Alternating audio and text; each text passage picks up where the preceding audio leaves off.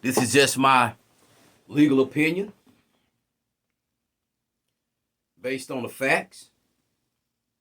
I have arrived at the conclusion that Stockton Rush, the CEO of OceanGate, as well as OceanGate, the company, knowingly and intentionally set in motion a series of events that was calculated to deceive any potential customer willing to pay $250,000 to aboard this so-called sub to sign a waiver, knowing fully well that they was inducing these victims to sign those waivers under those calculated series of events.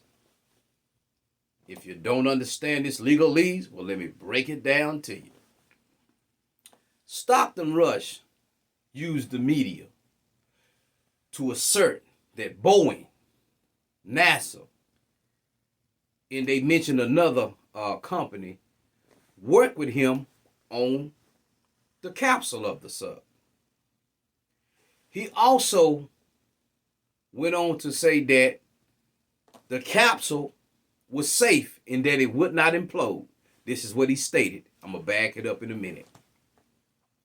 When he made these statements in conjunction with having people sign those waivers, it voided the waivers because the waivers were now being used as a form of fraud because they withheld information, misrepresented information, which induced people to sign those waivers based on what they thought was sound principles of Boeing and NASA.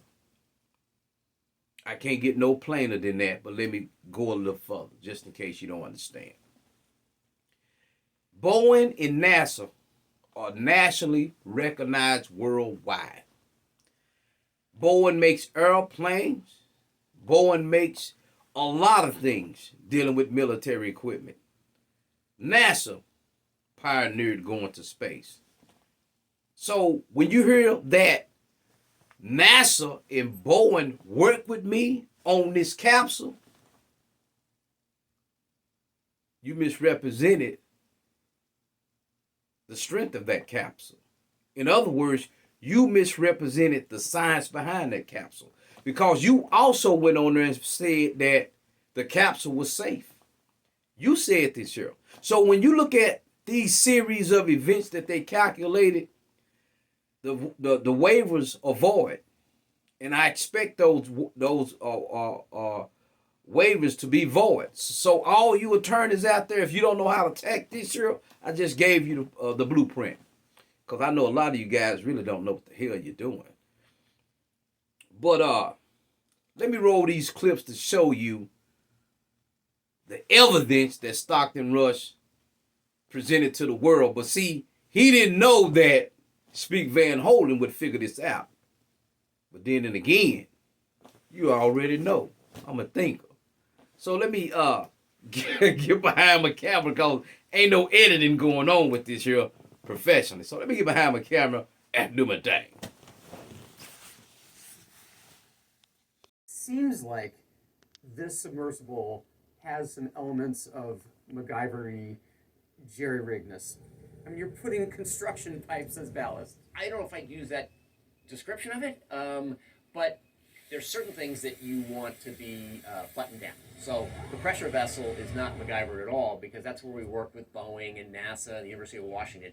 Everything else can fail. Your thrusters can go, your lights can go, you're still going to be safe. The evidence is clear.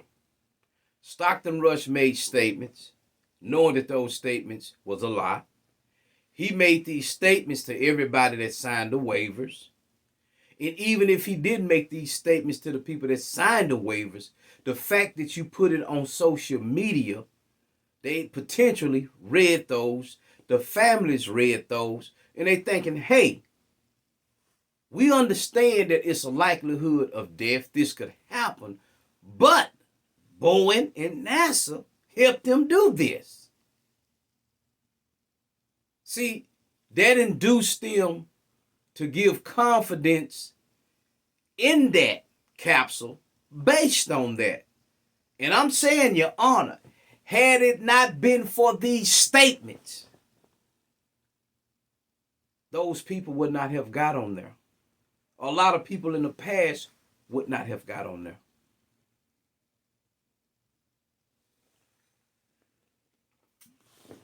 You had a few lawyers, well, at least one lawyer I know. He said it'll be foolish to file a lawsuit right now when you don't know the cause. Yeah, you know the cause. The capsule collapsed. It collapsed. Stockton Rush stated that you didn't have to worry about that.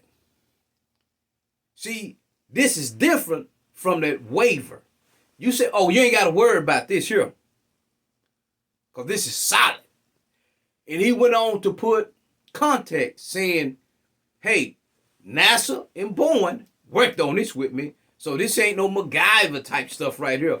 Boom! It's over with, baby. My name is Speak Van Hole, and I'm signing off. Y'all have a very good morning.